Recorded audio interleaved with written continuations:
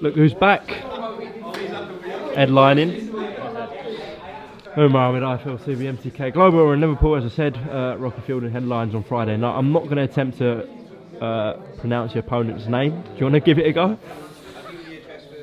Pazzy Wazzy or someone.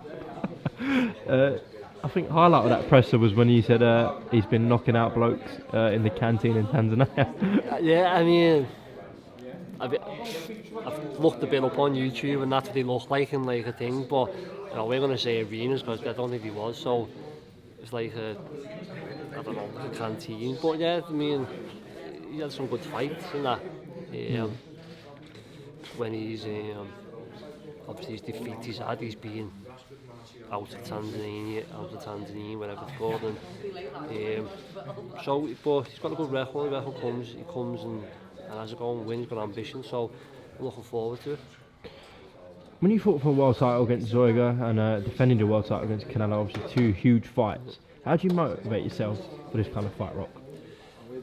Because that's all like people are speaking about was the Canelo loss, and I've done more than, you know, I've won the English title, British, Commonwealth, Grassfeld, you know, I've lost once before it, so I'm not being seen as to just lose to Canelo, do you know what I mean? I've got more in me, and I've had no wars, I've had no like toe-to-toe scraps, you know what I mean? And I've had a bit of time where I've just reflected on life, looking after my children, being a dad, what I want to do, what I haven't had the chance to do since they were born. So I've had that bit of chill, but then I needed it. I was never out the gym for the last 4 years or so, 3 years, waiting for that big fight. A few fights fell through for me, but then the fight came for Zoiga, then the Canelo one, then I was like, that was a big half of the second half of the year, do you know what I mean?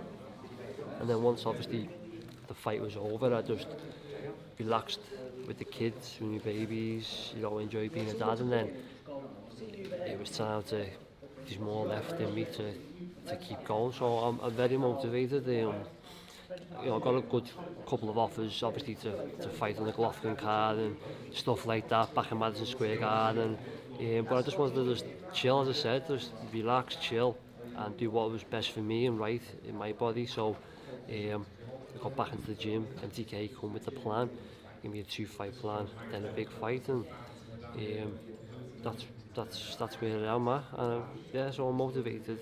I'm in the gym every time Jamie sends the time over. I'm there, do you know what I mean? I'm sparring, I'm travelling, I'm training, so I'm looking forward to Friday now. So you was offered to fight on the Golovkin Derevyanchenko card, is that correct? Is that the card you're referring to? I got offered the June one, the week after Joshua. Oh, Golovkin Rolls you're talking about, Steve Rolls. Yeah, that one, and then I got a message for October 5th, but it didn't benefit me. I didn't want to, I'm not a fighter that'll be a stepping stone for someone and use me as to benefit them. For what I've done in my career and where my ambition is me, focus on me and where I want to get to now, and so that's where we're at. And as I say, Mtk come with a plan that got me motivated, got me back into the gym and to go again. So yeah, that's. As I said, you've been involved in world title fights, just like Martin Murray. You're both on this bill where opponent-wise, we're not too sure, we're not too familiar with the opponent. Yeah. What have you spoke to Mtk about the plan going forward, especially into next year? What's the plan with these fights? Well, it was July, and when I broke my toe, I was getting July this November, and then we go for a big one next year. I'm still high rank with the WBC. It's just maybe get this fight. Next fight could be like an international. Just get me back in the rankings, and then see what is at the end of it next year. And I'm sure these some big fights out there for me, you know. So it was just a good plan that benefit me to come back with, you know what I mean? We get this fight, that fight, you know, it worked out good all around, and then I didn't want to just go straight back into a camp after that fight and get back right and back into a big fight to go again. My body needed, my mind just needed just to like relax, just, you know, just sit back, you know, okay, won the world title, obviously before Canelo lost it. I just wanted to sit back a bit, just get my body back used to it. Not think about the gym, not think about getting in it at a certain time, training twice a day and all that. So as I say, so JB phoned me and said, look, MTK, we've sat down and this is a plan. And I was like, yeah, that's what I wanted in my head. And then they come to me with that. So I said, okay, that's what I want. And if I get this fight out the way, and it goes well, maybe we can get back out again and then something big for next year. And that's it. I've just got to. I'm not in a position to call people out. I'm not in a position to be next in line for a world title. I'm not, so I know that. So I've just got to get a wins behind me, keep ticking over, and then see when the phone rings for the big one and or the big fight. Do you know what I mean? So I'm sure the MTK will pull it off. What's been said to you about Anthony Sims Jr.? Nothing. Because there was rumours about that fight. Yeah, nothing at all, mate. As I said, when I put out who's this and I've got stick for it, ask Jamie. I've seen obviously interviews on previous of his name being put out there. I don't stay up no more at 3-4 o'clock in the morning and watch these American fights. I don't look at guys ranked below me or guys not ranked in the top 10 world titles. I only look at the guys that are above me, you know, the world champions and the ones that are above me. That's who I look at. So nothing's being thinking, yo. That video got tagged in. He called me out.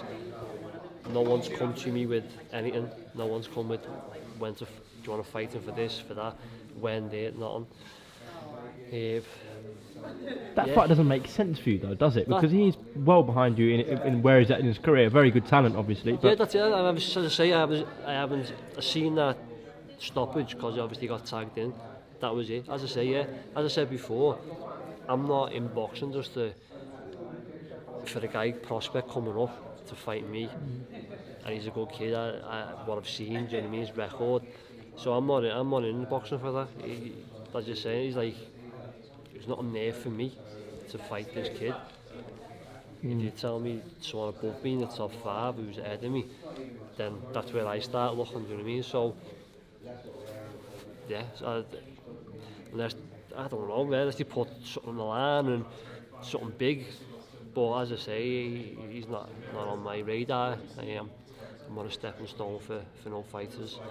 No one who I don't need to fight at this stage. I've done that in my career. Took fights that I didn't really need to take and to get myself up there and dangerous fights and that. So as I get older, you get more experience in this game and what I've done, like as I said before, like the titles I've won, and I want to get another crack at the world title hopefully, and that's just my aim, is to work hard now to get the wins, look good, and then get my name back in the mix. And see what happens next year. I do want to ask you about a couple of fights, one we've had and one that's coming up. Guys that you know very well. What do you make of Canelo Kovalev the other night? That was another one I caught from the 7th round.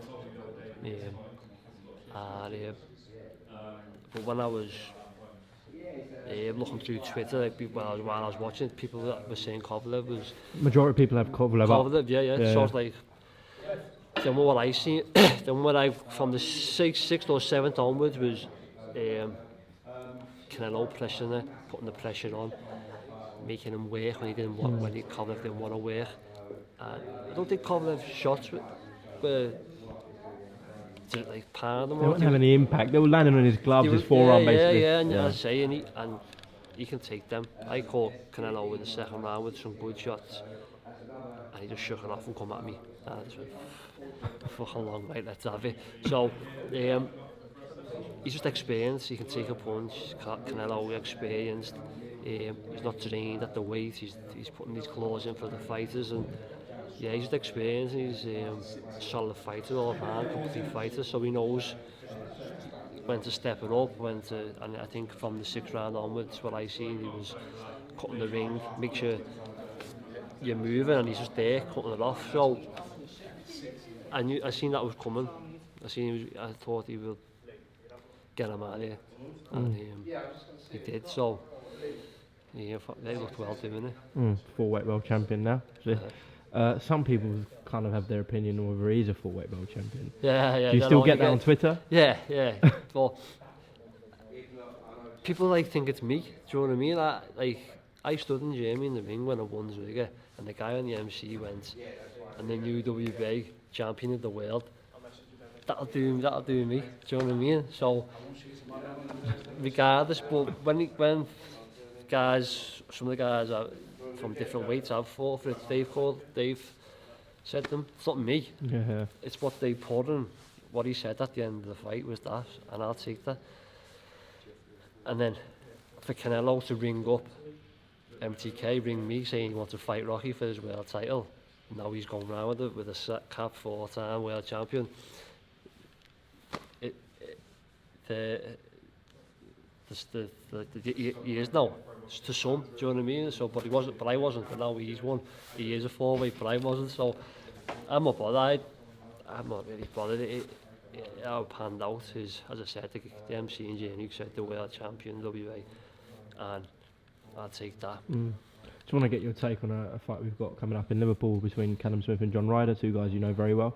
Do you give John Ryder much of a chance? Yeah, I do. Yeah, he's got his career back on track, hasn't he? And his last 4 fights, he's stopped 3 or something too. I don't know. Very impressive, yeah. Yeah, he's looked well, I think I've seen a few interviews where he's saying he's much better at the weight and stuff, and but he's looked well. Give him a chance. But I say Callum's on a hot streak at the minute. He's winning well, and I think it'll be a good fight for a few rounds. And I think Callum will get his range then and start picking him off. But I think it'll be a good fight because you can't underestimate Ryder. He's a good lad and his game. He's a good pressure fighter and stuff. But I think Callum gets his range. He'll pick him off then. It's good for Liverpool boxing. You're back headlining, Callum Smith's back headlining. Yeah, it's good for the city. No, yeah, definitely. I mean, I say he hasn't fought. Sorry, Jay. He hasn't fought, has he? For ages. For ages. Yeah.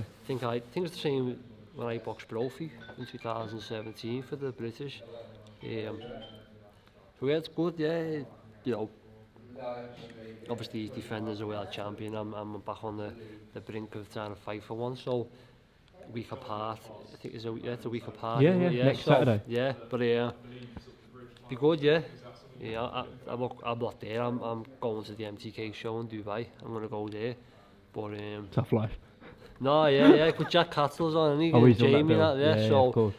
I thought I'll get to see what it's like over there, and hopefully I can get on a Dubai show. Hopefully, because I've seen a few and they look special. They look mega, yeah. Yeah, but yeah, good luck to both of them next week. And yeah, roll on Friday. All right, yeah, best of luck to you Friday night, headlining on ESPN Plus in America and IFL TV worldwide. Is there anything you want to add, Rocky? No, just, thanks for everyone who keeps supporting and the haters. Yeah, and the haters, yeah. I don't even bother with them. Well, they're talking about you, so. Yeah, that's it. Yeah, and yeah, thanks to them all, mate, yeah. See you all Friday. Yep, tune in on Friday night. Cheers, Rock. Good man. Mate.